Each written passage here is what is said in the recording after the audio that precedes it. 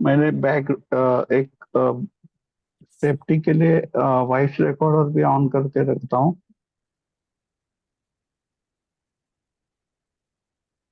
ताकि अगर समझ अपने वीडियो में कुछ डिस्टरबेंस या ब्रेक और वॉइस का कुछ प्रॉब्लम हो गया तो हम वॉइस रिकॉर्डर से काम चला लेंगे।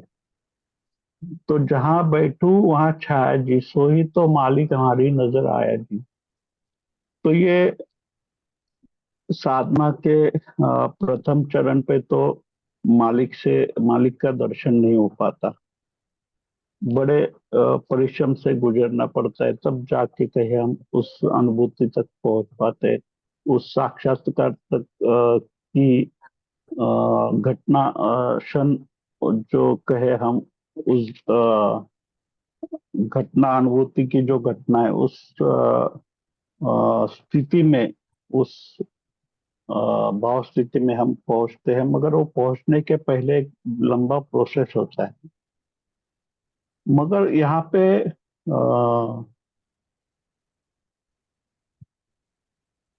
इस गीत में वो कह रहा है कि जहां बैठूं वहीं छाया जी। तो उसके पहले का जो प्रोसेस है उसको समझने के लिए हम एक छोटी सी घटना को समझेंगे। बोधि जिस राज्य की सीमा में एक छोटे से झोपड़ी में रहते थे, तो उस राज्य जिस सम्राट का था, उसकी ये समस्या थी कि उसका मन बड़ा अशांत रहता था। उसके पास धन संपत्ति राज्य सब कुछ था, मगर एक भीतर कुछ खालीपन था, कुछ एक अस्वस्थ मन स्थिति कि हर किसी क्षण का आनंद नहीं ले पा रहा था। मन में एक अशांति थी। बहुत से लोगों ने बहुत से लोगों को उसने ये प्रश्न किया था। मैं एक मिनट ये बंद करता हूँ।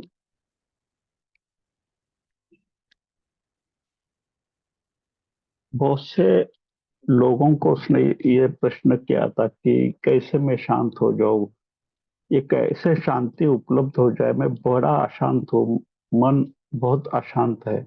बहुत से लोगों से मिला था, बहुत साधु संतों को इनवाइट किया था उसने अपने राज्य में, बहुत से लोगों से सलाह ली, बहुत कुछ करके देखा, मगर वो भीतर का जो अशांत मन है उसको वो शांत नहीं कर पा रहा था।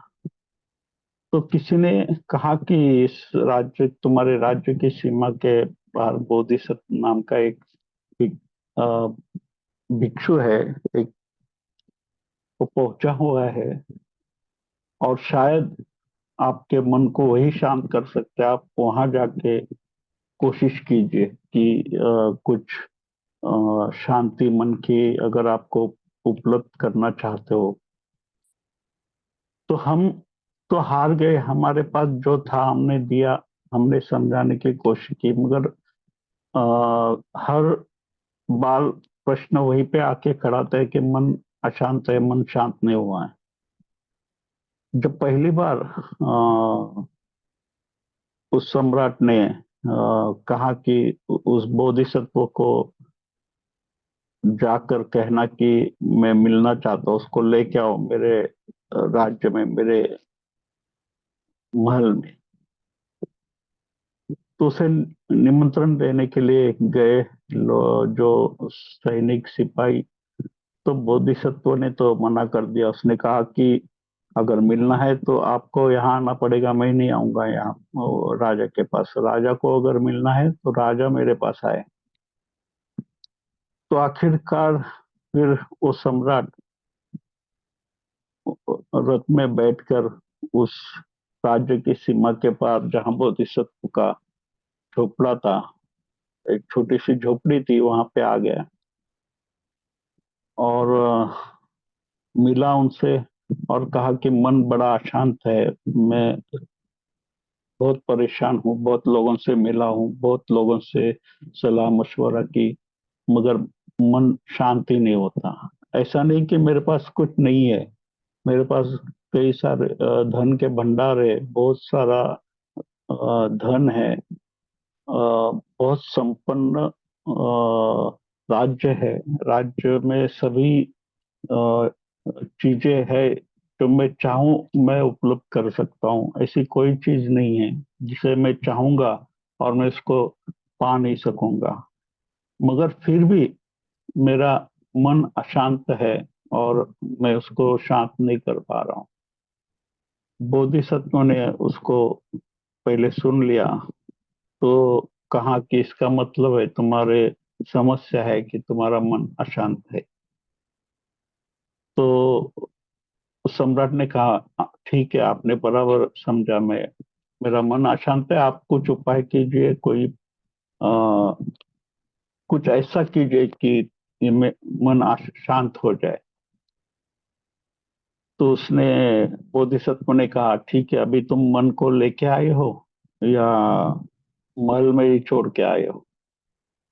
तो वो सम्राट हैरान हो गया। उसने कहा ये कौन सा सवाल है? अब उसने कहा ये किस तरह का सवाल आप पूछ रहे हो? मैं मन को कैसे घर पे छोड़ के आ सकता हूँ, महल पे छोड़ के आ सकता हूँ? मेरा मन ही समस्या है, उसको ही लेके मैं आया हूँ। वो मन शांति नहीं हो पा रहा है। तो फिर बोधिसत्व ने कहा देखो, तुम अभी जाओ और सवेरे प्रातः काल में अपने मन को साथ लेके आना। जो मन तुम कह रहे हो कि अशांत है, उसको साथ में लेके आना। तो हम देखेंगे आगे के कैसे उसको शांत करना है।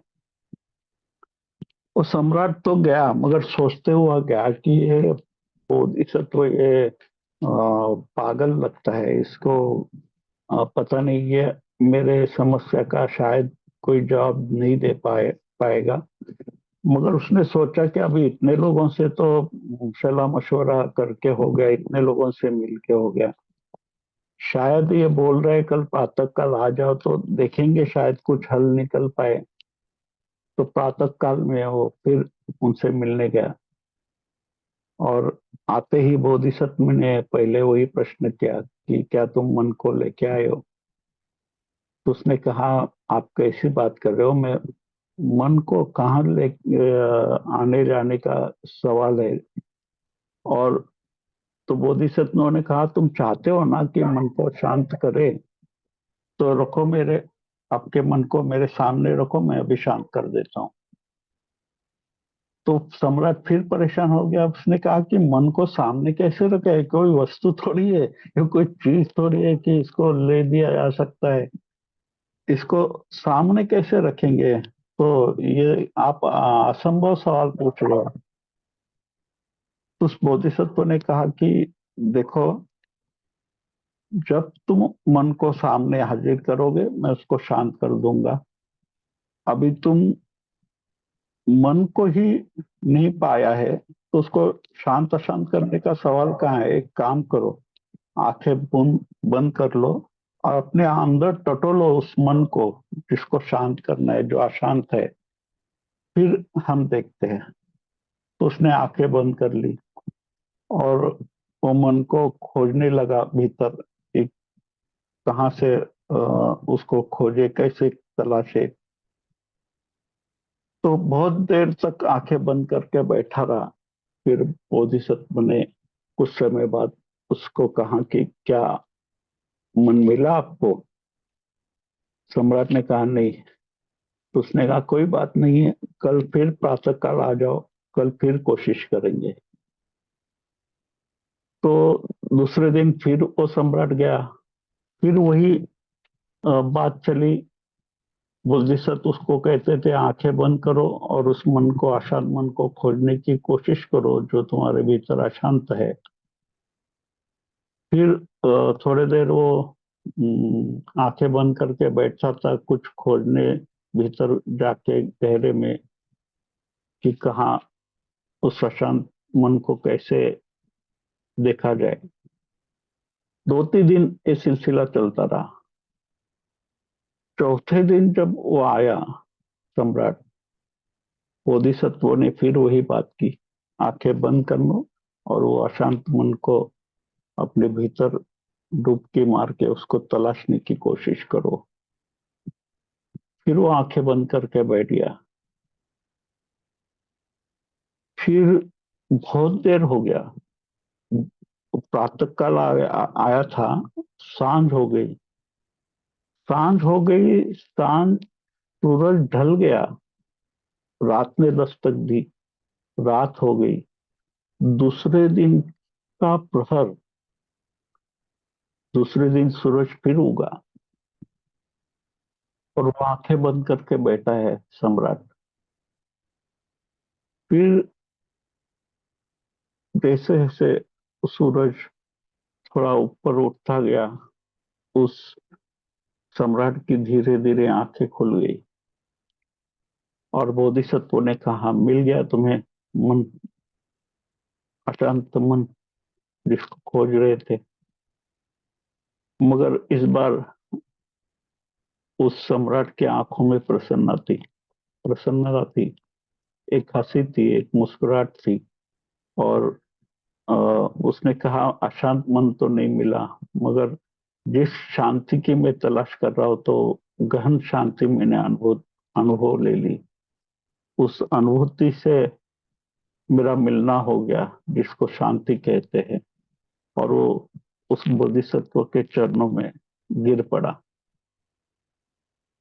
तो ये जो जहां बैठू वही छाया जी, ये उस मन की अशांति से गुजर कर, क्योंकि ये मन के विचारों की जो परेशानी है, उसकी जो धूप है, वो उछलती थी, खलती थी, चुभती थी, परेशान करती थी। और जब सदगुरु के सानिध्य में उस मन को शांत करने की प्रोसेस में हमने कदम बढ़ाया, और एक ऐसी घड़ी आई कि जहां पे कोई विचार नहीं, कोई अ, विचारों की धूप नहीं, विचारों की धूल नहीं, बिल्कुल निर्विचार, शांत, शून्य आकाश जैसे साफ सुथरा, और उसमें से वो शांति प्रकट हो गई। तभी असली छाया प्रकट हो गई। तो ये छाया जब मिल जाती है, तो उस घटना के साथ, उस घड़ी के साथ एक और चीज घटती है कि उसके बाद जब जब आंखें मूंद कर बैठ जाए, अपन सीधा उस निर्विचार में साधक चला जाता है।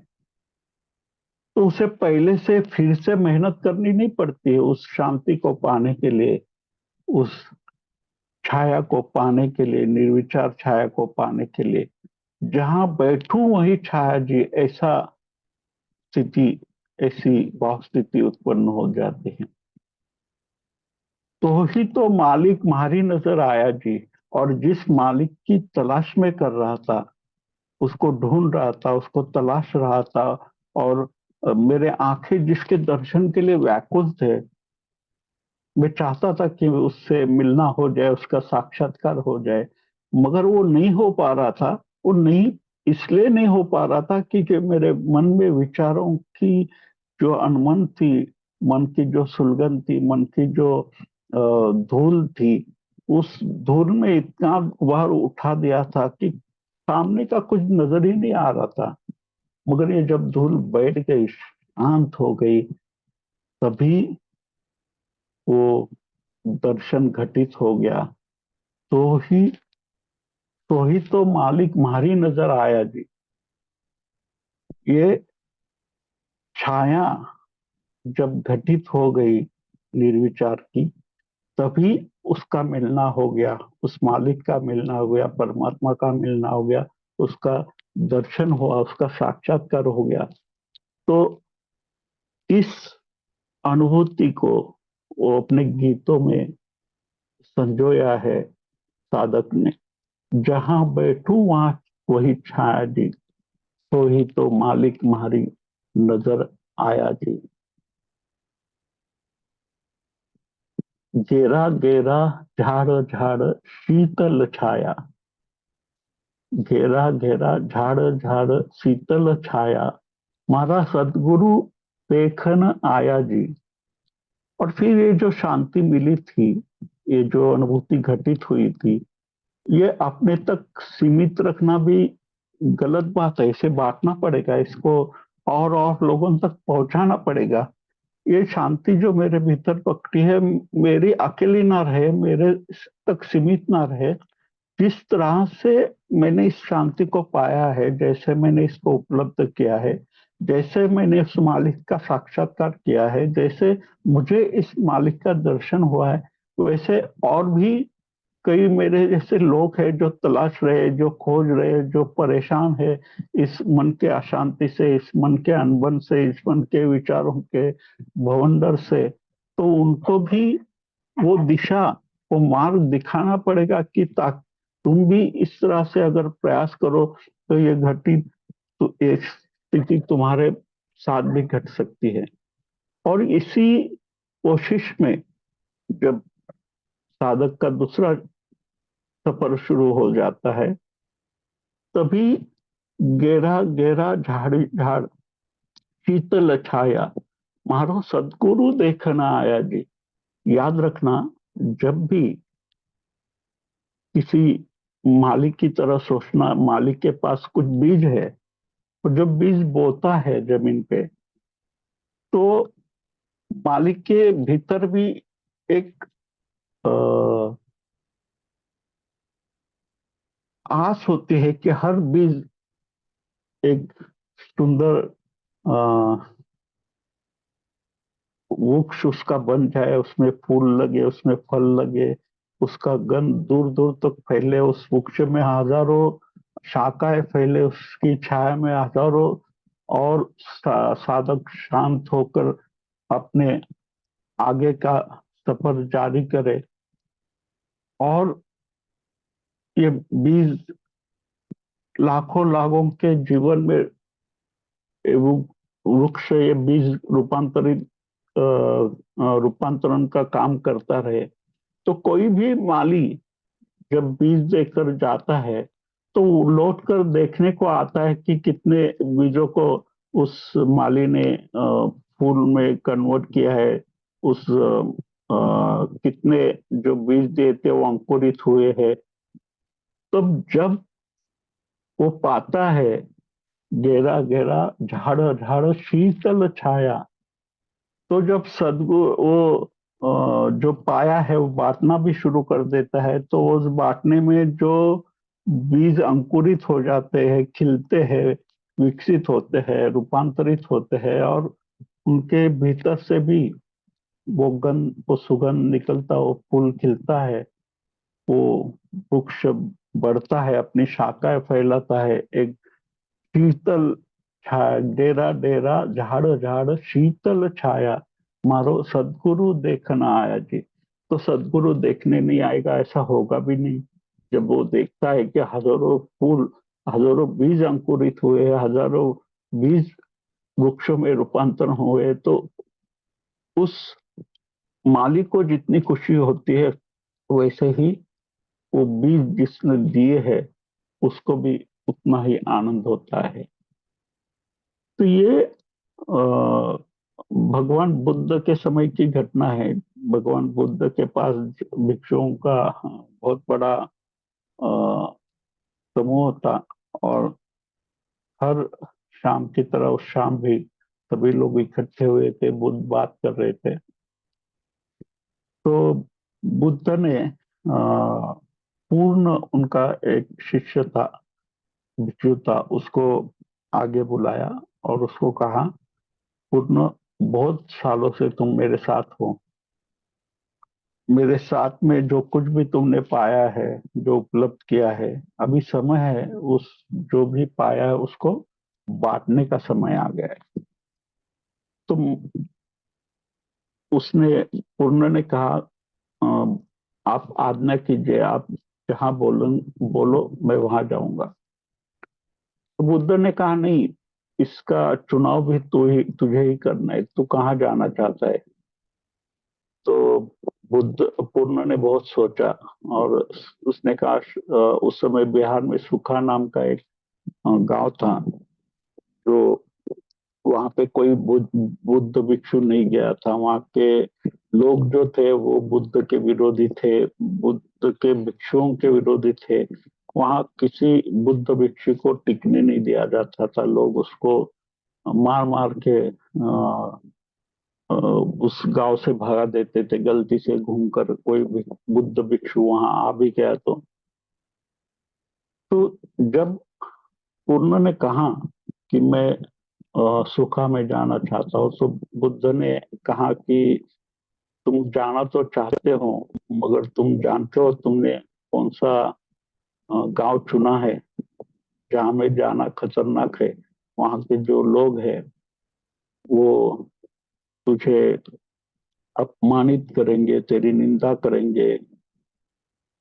तो उन्होंने कहा कि कोई बात नहीं, अगर अपमानित किया, निंदा की, थोड़े अपशब्द कहे, गालियां दी, तो भी मैं समझूंगा कि थोड़ी सी छेड़छाड़ की।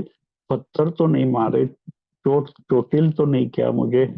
तो बुद्ध ने कहा चलो, अगर ऐसा भी हुआ तो उन्होंने तुझे पत्थर मारे, तुझे चोटिल किया, तुझे लहूलुहान किया, तो तेरा क्या भाव रहेगा। तो पूर्ण ने कहा कि अगर ऐसा भी हुआ तो भी मैं धन्यवाद ही दूंगा उनको, कि थोड़ी सी छेड़छाड़ की, खेले, हसीना खींच कर मेरा कत्ल तो नहीं किया, मुझे थोड़ा सा लहूलुहान किया, थोड़े पत्थर मारे, थोड़ा सा चोटिल किया, मगर मार तो नहीं डाला। तो मैं उनका शुक्रिया अदा करूंगा कि आपने मार तो नहीं डाला। तो बुद्ध ने फिर आखिरी सवाल उससे पूछा कि बस अगर वध कर डाला उन लोगों ने तेरा, अगर समझ लो कि तुझे मार ही डाला उन लोगों ने, तो तेरा क्या भाव रहेगा। तब भी उसने पूर्ण ने कहा कि मैं धन्यवाद ही दूंगा। ऐसी स्थिति में भी मैं धन्यवाद ही दूंगा कि धम्म पद पर का कदम बढ़ा तो है, मेरा निर्वाण हो गया है। और इस पद पे मेरी हत्या भी हो जाती है, और इस कार्य को करते हुए अगर मुझे मरण भी आ जाता है तो वो मरण भी मेरे लिए महान घटना उसे मैं कहूंगा, मैं उनको धन्यवाद दूंगा कि आपके कारण मुझे इस पद पे मुक्ति मिली। तो ये मेरा महानिर्वाण हो जाएगा। तभी बुद्ध ने पूर्ण के सर पे हाथ रखा कि पूर्ण, और हाथ रख के कहा, शिष्य तुम जा सकते हो। अभी अभी मुझे यकीन हो गया है कि जो तुमने पा लिया है वो तुम जरूर उनमें बांटोगे। और और ये जो भी शांति की, ध्यान की प्रज्ञा जो भी भीतर तुम्हें तुमने उपलब्ध कर ली है, ये और दूर दूर तक पहुंचाओगे। और तभी हंसी खुशी से बुद्ध ने उसको इजाजत दी उस गांव में जाने के लिए। तो अगर उसके जाने के बाद उस गांव में अगर परिवर्तन होता है, कुछ घटना घटती है, कुछ साधक रूपांतरित होते हैं, कुछ शांति प्रभा की हवा फैलने लगती है, ध्यान की जोत जगने लगती है भीतर, उस रोशनी और उस शीतल ध्यान की छाया, बढ़ता हुआ वृक्षों को और छाया को देखने के लिए सदगुरु न जाए तो कैसे होगा। तो ये डेरा डेरा, झाड़ झाड़ शीतल छाया, मारा सदगुरु देखना आया जी। तो इसमें उस आनंद बांटने की जो प्रोसेस है, उस प्रोसेस से जो भी शांति फैली है, जो छाया फैली है, उस छाया को देखने के लिए सदगुरु खुद अ, उस जगह पे आ जाते हैं। यही इस पंक्ति में दर्शा है। कुम्हार जो धरती कलश मंगाया, कुम्हार जो धरती है कलश मंगाया, म्हारो सतगुरु भेंट चढ़ाया जी। तो किस कुम्हार की बात हो रही है? ये जो धरती बनाई है जिसने, और उस धरती पे जो भी चीज मंगाई है, ये धरती भी एक तरह का कलश है। और कुम्हार जो धरती है कलश मंगाया, मारो सदगुरु भेंट चढ़ाया जी। तो जो भी जीवन में मैंने पाया है, ये पंच तत्व का जो शरीर देह जो मैंने प्राप्त किया है, तो सोचने जाऊं जब कि मैं कुछ सदगुरुओं को भेंट चढ़ाऊं, क्या चढ़ाऊं, तो चढ़ाने के लिए जो भी सोचता हूँ कि ये दो वो दो, मगर वो सभी चीजें व्यर्थ मालूम पड़ते हैं, क्योंकि क्या चढ़ा है उसके चरणों में? उसके चरणों में स्वयं ही अपने आप को रख देना, यही सबसे बड़ी भेंट हो सकती है। और क्या भेंट देंगे उसको? ऐसा बुद्ध के समय की ही घटना है। सुदास नाम का एक मोची एक गांव में रहता था। तो गरीब था। उसके झोपड़ी के पीछे एक छोटा सा तालाब था। और एक बार वो कुछ पानी लेने के लिए वहां गया, तो देखा उसने वहां एक कमल का फूल खिलाया था। और एक कमल का फूल खिलने का मौसम नहीं था। तो अ- अचानक बेमौसम ये फूल देख के उसको भी आश्चर्य हुआ। तो उसने अपने पत्नी को बुलाया और कहा, देख बोला, ये कल तो ये नहीं था इधर, कली कोई नहीं थी, अचानक ये फूल कैसे आ गया यहाँ पे, और वो भी बेमौसम, अभी मौसम भी नहीं है फूलों का खिलने का। तो उसके पत्नी धार्मिक थी। उस उसने कहा कि जरूर हो ना हो, यहाँ से शायद अ, रात को बुद्ध गुजरे होंगे, तभी तो ये बेमौसम फूल खिला है। तो सुदास ने कहा, पागल है क्या, कोई बुद्ध के गुजरने से कोई फूल का खिलने का क्या संबंध है? और फूल ऐसे थोड़ी खिलते हैं। वो फूल का खिलने का एक समय है, एक मौसम है। वो किसी व्यक्ति के आने जाने से थोड़ी खिलते हैं। तो उसके पत्नी ने कहा, मगर बेमौसम खिला है तो जरूर ये बुद्ध के यहाँ से गुजरने के कारण ही खिला होगा, और तो कोई कारण नजर नहीं आता। तो सुदास ने उसको इतना ध्यान नहीं दिया उस बात को।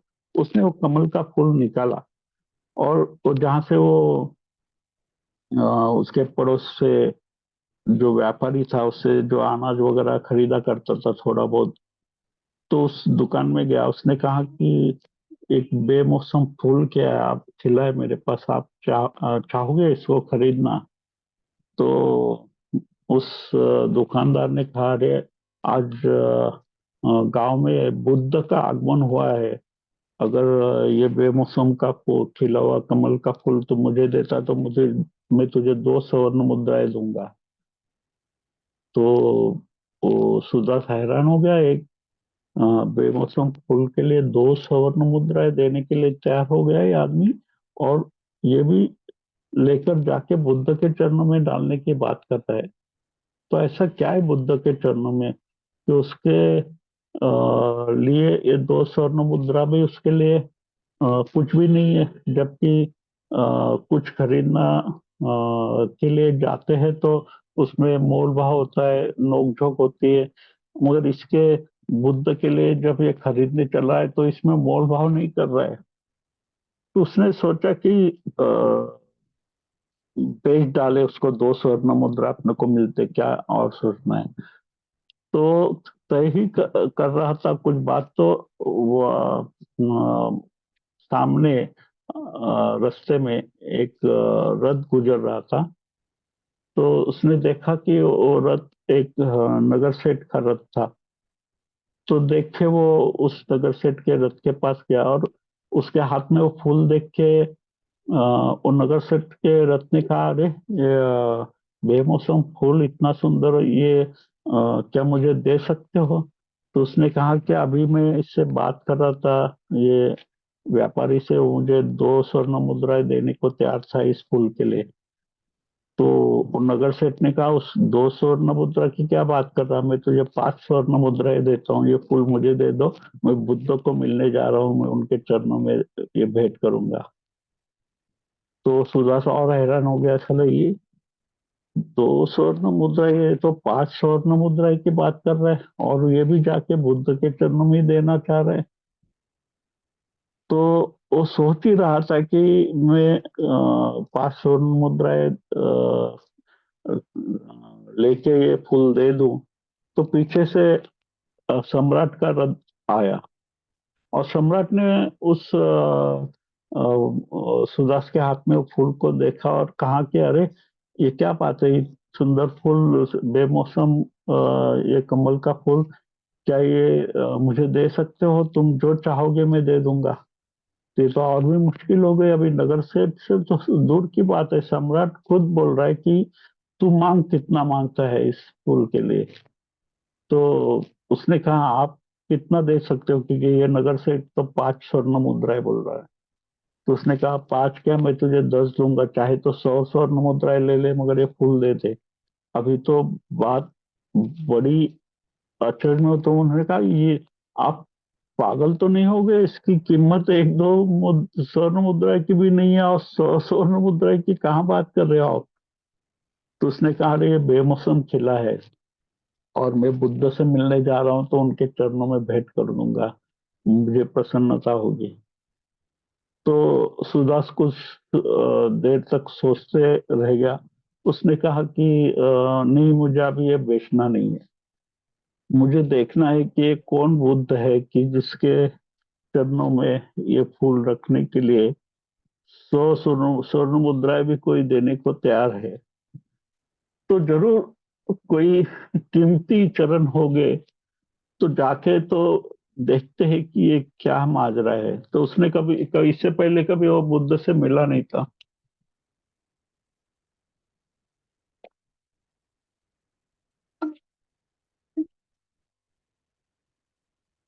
और उसने सोचा कि चलो हम जाके देखते हैं, मिलते हैं उनसे कि क्या चीज है।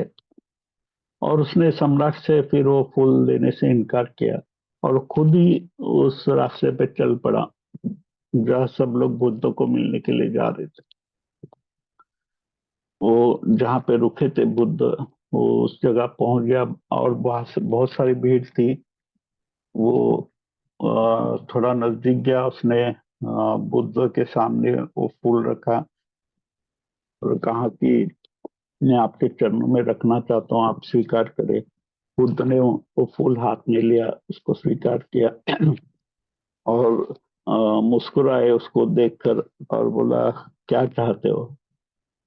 तो सुदास बोला, क्या चाहूंगा और क्या मांगूंगा? लालच तो बहुत मन में निर्मित हुआ था, क्योंकि इस बेमौसम फूल के लिए कोई मुझे 2, कोई 5, कोई 100 स्वर्ण मुद्राएं देने को तैयार था, मगर ये सब लोग आपके चरणों में लाकर उसे फूल को, उसे आपके चरणों में रखना चाहते थे। तो मेरा मन शुरू में तो लालच से भर गया, मगर सब देखा, ये क्या, ये आपके चरणों की ये भाव स्थिति क्या, ये सब लोग इतने क्यों, ये बाकी ये स्वर्ण मुद्रा व्यर्थ है, और आपके चरण इतने महत्वपूर्ण है कि उसके आगे ये मुद्राएं भी कुछ काम की नहीं है। तो सोचा कि क्यों ना मैं खुद ही आपके ये चरणों में चढ़ा दूं। तो मगर जब मैंने चढ़ाया, तो जो कुछ भी, मुझे पता नहीं मैंने क्या पाया, मुझे उसको मैं शब्दों में बयान नहीं कर सकता, मैं कह नहीं सकता हूँ, मगर कुछ तो मिला है जरूर, पता नहीं क्या मिला है, मगर जो भी मिला है जरूर उसको मैं जानता हूँ कि वो ये फूलों से और ये स्वर्ण मुद्रा से उसकी अ, अ, गिनती नहीं हो सकती, इसका मापतोल नहीं हो सकता, कुछ बड़ा गहरा कुछ उपलब्ध मैंने किया है। तो जब ऐसी कोई चीज तुम्हारे भीतर घटित हो जाती है तो तुम्हारे भीतर भी एक भाव प्रकट होता है कि क्या उसके आगे उसके सर चरणों में चढ़ाए जाकर, क्योंकि उससे जो पाया है, जो मिला है, उसकी कीमत, उसका मूल्य किया नहीं जा सकता। मगर अ, एक ऐसा भी गुल, ऐसा भी फूल तुम्हारे भीतर खिलने को बेकरार है, और वही फूल उसके चरणों में रखना प्रार्थना पूर्ण होगा।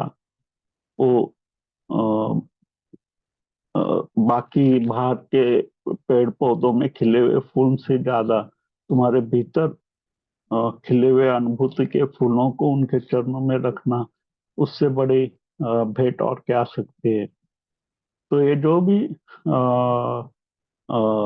पंच तत्व का देह बनाया है, इसमें जो भी कलश सजा है अनुभूति का, उस कलश को उसके चरणों में चढ़ाना असली प्रार्थना होगी।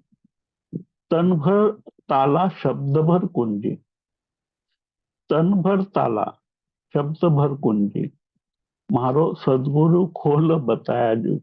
तो ये जो तन भर ताले की बात की जा रही है, और उस तन भर ताला में एक कुंजी भी है, शब्द भर कुंजी। और कौन सा शब्द है वो शब्द है ओंकार।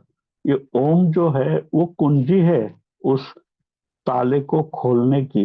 वो तुम्हारे तन के ताले के अंदर जो भी खजाना भरा हुआ है, उस खजाने को खोलने की जो कुंजी है, जो उस ताले की चाबी है, वो शब्द की जो कुंजी है, ये कुंजी मारो सदगुरु खोल बताया जी। यानी मैं इसको कोशिश तो कर रहा था मगर नहीं खुल पा रहा था।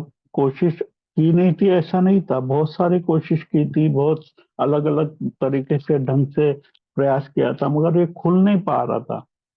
मारो सदगुरु खोल बताया जी। तो सदगुरु ने पहली बार इस कुंजी को, इस शब्द भर कुंजी को कैसे इस्तेमाल किया जाता है, उस कुंजी से इस ताले को कैसे खोला जा सकता है, इसकी तंत्र, इसकी सूत्र, इसका टेक्निक बताया। उसके कारण मैं उस तन के ताले को खोलकर उसके भीतर के जो खजाना है, उस संपदा को मैंने पा लिया है। उस संपदा को पाया मैंने उस ताले को खोलकर। तो तनबर ताला शब्द भर कुंजी, मारे सदगुरु खोल बताया जी। और बहुत समय पहले एक नाटक आया था, मराठी नाटक था, सूर्य पाहिलेला माणूस। मेरे ख्याल से सोक्रेटिस के जीवन पे आधारित था। डॉक्टर श्री राम लागू उसमें मुख्य भूमिका में थे। मैंने जब ये नाटक मैंने देखा था बाल गंधर्व में, पुणे में। नाटक की जो शुरुआत थी, वो एक छोटी सी कहानी से नाटक की शुरुआत होती है कि एक अंधेरा है, अंधेरे में बहुत सारे कैदी है।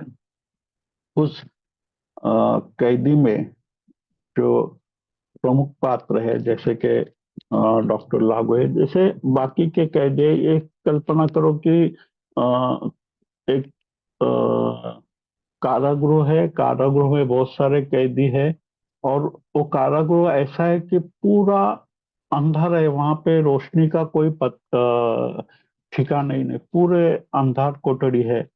प्रकाश की कोई किरण वहां तुम्हें नजर नहीं आएगी।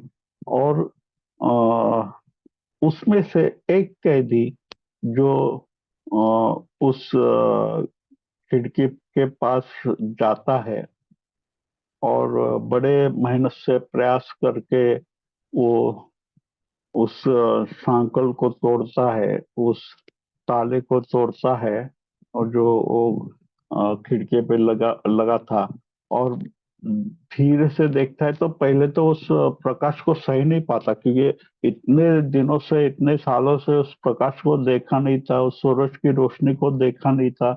और अचानक पहली बार देखा तो पूरा आदमी अंधा, अंधे में, अगर बड़े गहरे अंधेरे से जाके एकदम प्रकाश सामने आए तो आंखें चौंधाई जाती है।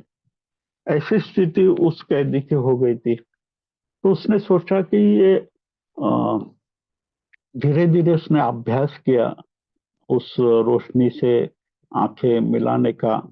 और जैसे जैसे अभ्यास होता गया, उसने धीरे धीरे बाहर उस खिड़की से झांकना शुरू किया।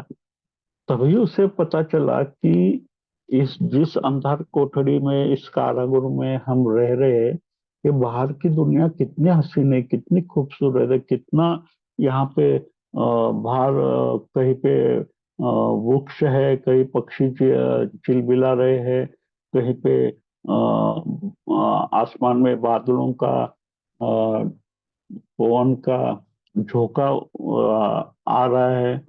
एक बड़ी प्रसन्नता, आनंदमय, सुखद घटना थी उसके वो कारागृह में, उस कैदी के जीवन में, जब वो पहली बार उस खिड़की से बाहर के जगत में उसने झांका था।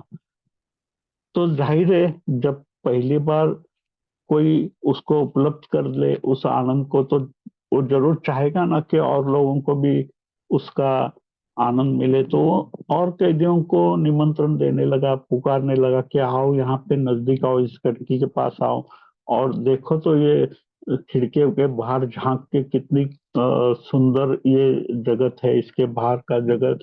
और ये पूरे तुम अंधेरे में जी रहे हो, इस खिड़की के पास कोई आने के लिए तैयार नहीं है। और जैसे ही उसने सबको बुलाना शुरू किया, सबको विनती करने लगा, कोशिश करो एक बार देखो तो आके क्या है इस खिड़की के बाहर। मगर वो सारे कारागृह के जो कैदी थे वो उसके दुश्मन हो गए। उसने सोचा ये आदमी पागल हो गया है, ये खुद तो मर रहा है, अब हमको भी मरवाएगा। और सबने सोचा कि इसी को मार डालते हैं, क्योंकि बाकी तो इस पूरे माहौल में वो अंधार उनका जीवन बन गया। तो जो साकलदंड थे वो वही उसके उनके आभूषण बन गए थे। और एक जीवन में वो आदत बन गई थी उस अंधेरे से, अंधेरे में जीने का, उस कारागृह में, उस बड़े बड़े साकल दंडों में जीने का। और ये रोशनी की, सूरज की किरण की बात कर रहा था, आकाश की बात कर रहा था, प्रकाश की बात कर रहा था, हवाओं की बात कर रहा था, पेड़ पौधों की बात कर रहा था, पक्षियों की बात कर रहा है, पता नहीं किस जगत की बात कर रहा था। ये जगत उनके लिए तो छूट गया था लगभग, वो उनको वो अंधेरा ही उनका जीवन बन गया था। ऐसे में पहली बार जब ये सब कोई देखता है, तो जाहिर है कि जो भी आपके जीवन में जो भी आनंद की घटना घटित होती है, जो खुशी आप पाते हो, तो आप चाहते हो कि आपके जो करीब है, आपके जो निकट है, आपके जो दोस्त है, मित्र है, परिवार है, आप उनसे शेयर करना चाहते हो, उनसे बांटना चाहते हो। तो जब भी किसी साधक के भीतर ऐसी एक अनुभूति घटित होती है जो इस जगत की नहीं है, ये किसी पार के जगत की अनुभूति है, तो वो चाहता है कि वो उसे और लोगों को बांटे। तो ये जो दूसरे जगत की अनुभूति है, ये पहली बार उस सदगुरु के सानिध्य में घटित हुई थी। ये सदगुरु ने ये तन भर ताले को खोलने की एक कुंजी मुझे दी थी, अंधेरे में उस प्रकाश के किरण की, उस सूरज को मिलने की, उस सूरज से साक्षात्कार करने की, उस सूरज का दर्शन करने के लिए उस ताले को खोल के, वो द्वार खोल के जो उस बाहर के जगत में झांकने की पहली जो ओंकार की कुंजी दी थी। तो हमारे सदगुरु खोल बताया जी। तो सदगुरु ने इस चीज को, इस द्वार को खोलने की कुंजी, ताले को खोलने की कुंजी पहली बार मुझे दी। और उस अनुभव भाव को इस गीतों में फिर उसने पिरोया है। मारो सदगुरु ने खोल बताया जी। जीवन नगर में कांटे भरानो, हमारे सतगुरु ने शोध लगाया जी। तो ये जीवन नगर में ये जो कांटे की ये थी, मेरी दृष्टि ऐसी थी कि मैं जहां भी देखता रहा था, तो मुझे फूल में भी फूल दिखाई नहीं देते, पहले कांटे दिखाई देते थे। और व्यक्ति को भी देखता था तो व्यक्ति में मुझे दोष दिखाई देते थे, व्यक्ति के दोष चुभते थे, मुझे परेशान करते थे। मुझे एक बेचैनी में डाल देते थे। मैं फूलों को देखता था, उसका फूल रंग, उसका खुशबू, उसका सौंदर्य कुछ भी दिखाई नहीं देता था। मुझे वो कांटे खलते थे, कांटे चुभते थे, कांटे तड़पाते थे। वो कांटे मुझे एक निराशा से भर देते थे, एक परेशानी से भर देते थे, एक उलझन में डाल देते थे। तो उस उलझन के कारण, उस परेशानी के कारण, उस समस्या के कारण, उस कांटों की चुभन के कारण उस फूल का सौंदर्य मैं देख नहीं पा रहा था, मैं उस फूल को सूंघ नहीं पा रहा था, उसका गंध नहीं ले पा रहा था, उसका सौंदर्य का आस्वाद नहीं ले पा रहा था। और वो कांटे ही मेरे जीवन में मैं भरता चला चला जा रहा था। मेरी दृष्टि ऐसी हो गई थी कि जहां जहां जहां झांकू, जहां देखूं, वहां कांटे ही कांटे नजर आने लगते थे। हर व्यक्ति में दिखाई दे रहे थे, हर फूल में दिखाई दे रहे थे। जहां भी जाऊं तो हर सुख में मैं दुख ढूंढ लेता था, हर समस्या में हर समाधान में से भी समस्या निकाल लेता था। हर खुशी में कहीं दुख थी, एक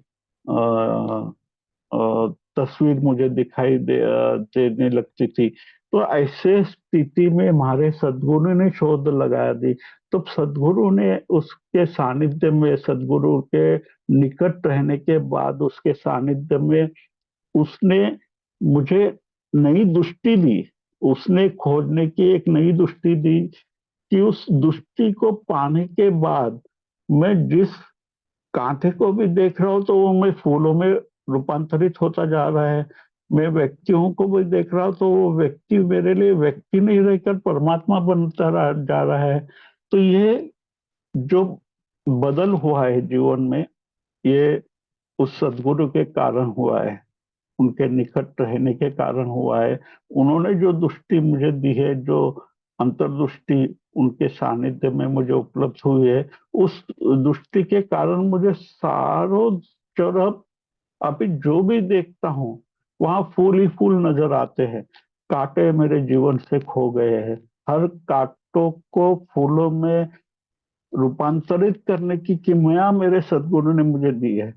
हर समस्या से समाधान खोजने की कला, वो हुनर मेरे सदगुरु ने मुझे दिया है।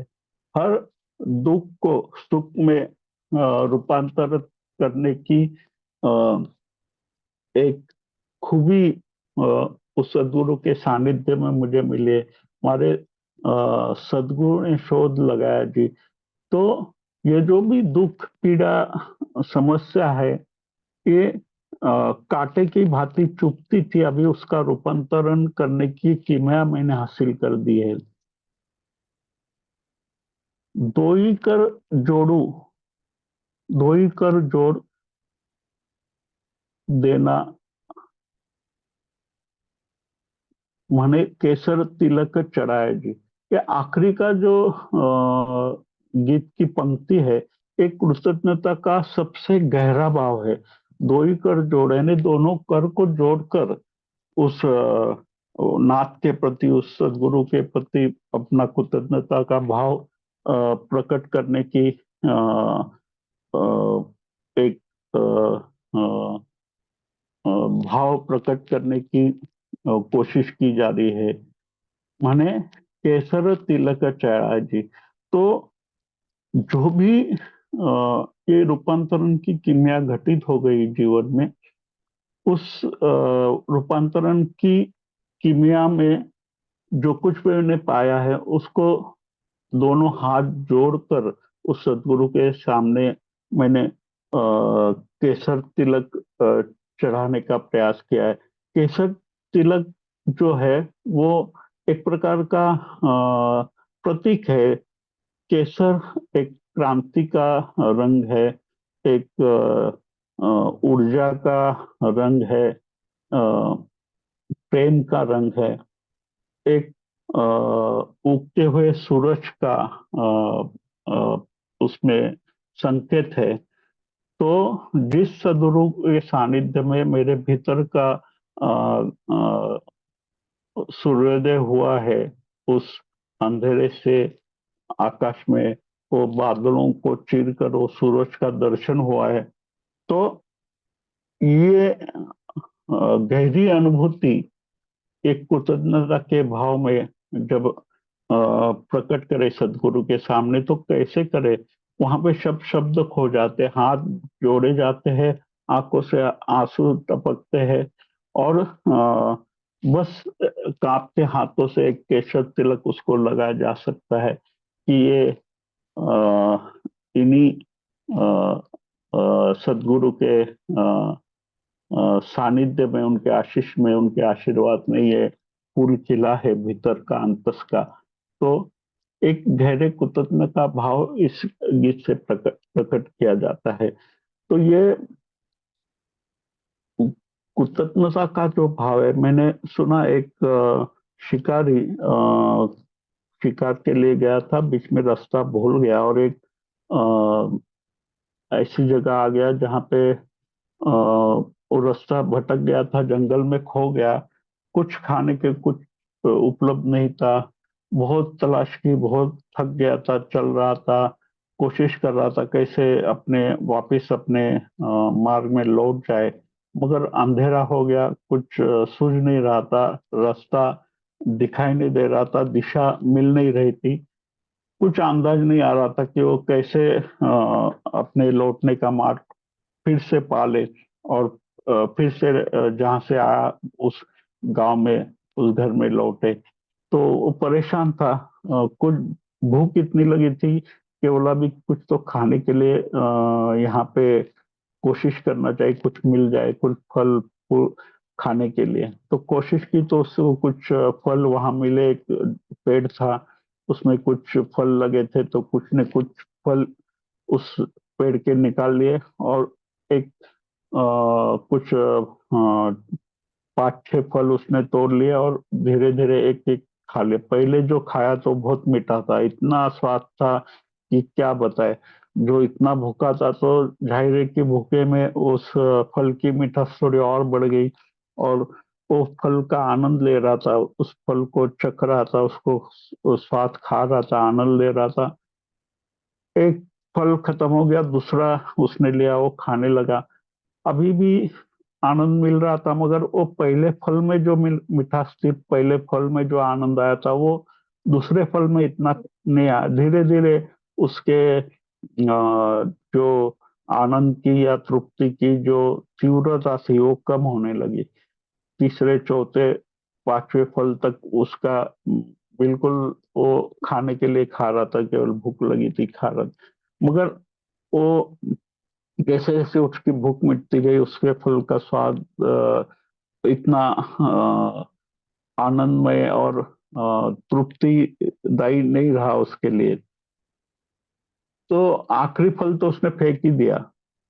तो ये एक अनुभूति सामान्य जीवन में होती है कि जो भी हमें मिला है उसके प्रति कृतज्ञता का भाव धीरे धीरे घटित होते जाता है, कम होते जाता है, क्षीण होते जाता है। जैसे कि हम रोज हमें पानी मिलता है, तो उस पानी से मिलने वाला जो भी मिलता है पानी से, एक घोट पानी पी के जो तृप्ति होती है, जो आनंद मिलता है, तो हम रोज पानी पीते हैं, मगर वो हर बार उस तृप्ति की जो तीव्रता बढ़ते जानी चाहिए, वो नहीं बढ़ती है, वो धीरे धीरे घटते जाती है। हम भोजन लेते हो, भोजन में भी हम जो सूर्य का प्रकाश का आनंद लेते हैं, उसको भी, जिस आकाश के नीचे हम चलते हैं उस आकाश का भी, हर आसपास में जो चीज है, धीरे धीरे हमें लगता है कि ये हमारे लिए ही है। हम उसके आदी हो जाते हैं, हम उसके इतने जैसे कि निरंतर कोई चीज हमें मिलती है तो उसकी कीमत नहीं रह जाती है। और सदगुरु से जो मिलता है वो उल्टा हो जाता है, कि जो मिलता है उससे प्रति जो कृतज्ञता है वो धीरे धीरे घटने के बजाय बढ़ते जाती है, विकसित हो जाती है, और दृढ़ होती है, और गहरी हो जाती है, और ऐसी स्थिति आती है कि उसके कृतज्ञता में कुछ कहने को फिर शब्द भी नहीं बचते हैं। ना शब्द बचते हैं, ना कुछ